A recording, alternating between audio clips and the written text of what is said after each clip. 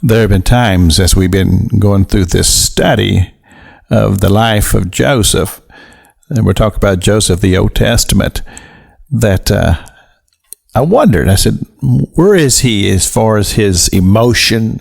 How is this all affecting him? I mean, he goes down to Egypt. Next thing we know, we're hearing that he's prospering in the house of Potiphar. But here in the 42nd chapter of Genesis, this is after the brothers had arrived because they were there seeking food. They were desperate. And they came to the governor, who just happened to be their brother, but they didn't realize it. And it's amazing how it was that when they were rejected by the governor, who's their brother, he's saying, you're spies. You're spies. You've come to spy out the land. And there was a question as to whether or not they would be able to get any food to take back to feed their family. And then they started doing something that it's very easy to do, because they're feeling the emotion of the moment, and they're just kind of unsure about everything. And here this governor is standing up there going, "You're spies. You've come to spy out the land." And they just start talking, just trying to do anything they can think of to try to convince this man that they were not spies, that they were there for a legitimate reason. They were all brothers of one family. And as they were just talking, trying to convince this man that they were legit, something comes out here. And Reuben makes a comment to his other brothers. This is a part of the conversation.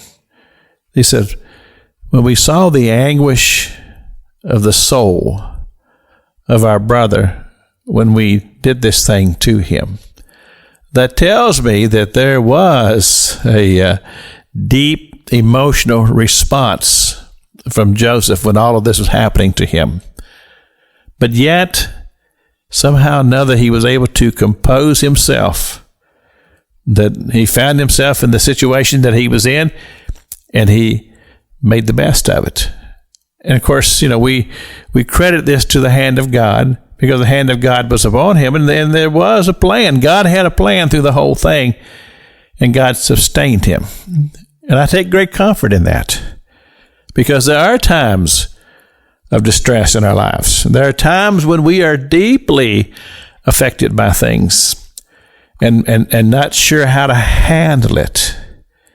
But I take refuge from the fact that in two very, very traumatic, very, very emotional times in the life of Jesus Christ himself, God sent angels there to bear him up and minister to him in those very difficult times. That was in the wilderness experience and at Gethsemane.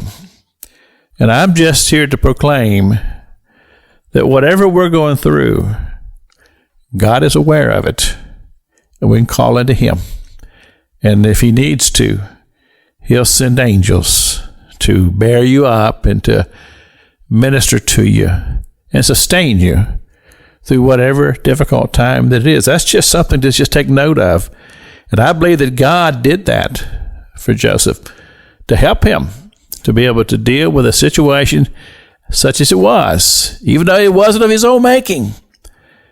It's where he was. This is Pastor Jack King with the gospel on the radio broadcast.